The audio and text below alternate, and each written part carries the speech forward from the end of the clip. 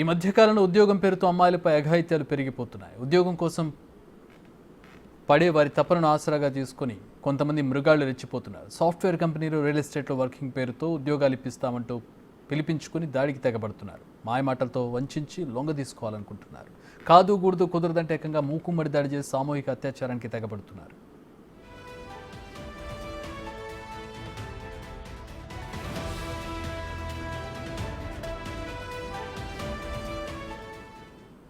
ఇలాంటి ఘటన నార్సింగ్ పరిధి మణికొండలో చోటు చేసుకుంది. ఉద్యోగం పేరుతో యువతిని లొంగ తీసుకోవాలనుకున్నాడు. ఒప్పుకోకపోయేసరికి అత్యాచారం చేసేందుకు తెగించాడు. ఎంతో కష్టపడి ఆ కామాంధుడి చెర నుంచి తప్పించుకున్న యువతి పోలీసులను ఆశ్రయించింది. తనకు న్యాయం చేయాలని వేడుకుంది.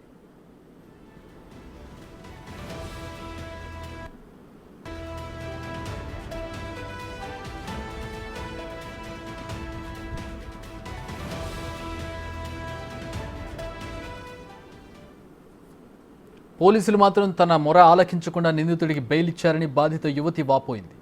వాల్యూ ల్యాబ్ పేరుతో సాఫ్ట్వేర్ కంపెనీ ప్రారంభించారని, దాంట్లో ఉద్యోగం ఇస్తామని నమ్మించి పిలిపించి చివరికి అఘాయిత్యం చేసేందుకు తెగించారని బాధిత యువతి పేర్కొంది. నార్సింగ్ పిఎస్లో ఫిర్యాదు చేస్తే తూతూ మంత్రంగా కేసు నమోదు చేశారని తెలిపింది. బెయిల్ ఇచ్చి నిందితుడిని వదిలేశారని ఆగ్రహం వ్యక్తం చేసింది. తనకు న్యాయం జరగాలని, లేకపోతే ఆత్మహత్య చేసుకుంటారని ఆవేదన వ్యక్తం చేసింది. కోసమనే వచ్చాను మేడం. వచ్చినాక ఇంటర్వ్యూ ఉందని పిలిచిండు మేడం. పిలిచి ఇంటి దగ్గర ఇంటర్వ్యూ ఉంది, మా వైఫ్ ఉంటుంది రండి అని పిలిచిండు. మేము ఆడికి డౌట్ వచ్చి మీ వైఫ్ లేదా అంటే వస్తుంది అని చెప్పాడు. తర్వాత ఇంటర్వ్యూ ఉందని క్వశ్చన్స్ అడుగుతుంది ఇది అన్నట్టు మెల్లమెల్లగా మిస్బిహేవ్ చేసేసి గట్టిగా మాట్లాడడం, పట్టుకొని అవన్నీ పిచ్చి పిచ్చిగా చేయడం చేశాడు మేడం. ఆయన డైరెక్టర్ మేడం, వాల్యూ ల్యాబ్స్ దానిలో జాబ్. ఆయన డైరెక్టరు. నేను ఏదో ఒక నీకు జాబ్ ఇచ్చేస్తా, నువ్వు వచ్చేస్తే నీకు ఇంటర్వ్యూ ఉంది అని పిలిపించాడు. సరే ఓకే అని మేము వెళ్ళినాక ఇంకా ముఖపరిచయాలతో మాట్లాడినాక మెల్లమెల్లగా పైకి వచ్చేసి నోరు బిగ్గితా మూసేసి ఇంకా పైన మిస్బిహేవ్ చేసిండు మేడం. చేసినాక ఎవరికైనా చెప్తే కూడా భయపడిస్తే చంపేస్తా నిన్ను, ఎవరికి చెప్పినా సరే అని భయపడిచ్చిండు.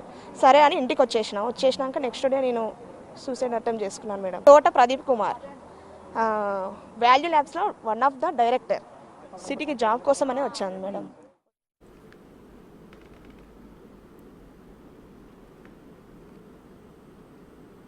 2 రోజుల క్రితమే మియాపూర్లో యువతిపై సామూహిక అత్యాచారం సంచలనం రేపింది. అది మరో యువతిపై ఇలా దాడి జరగడం కలకలం రేపుతోంది.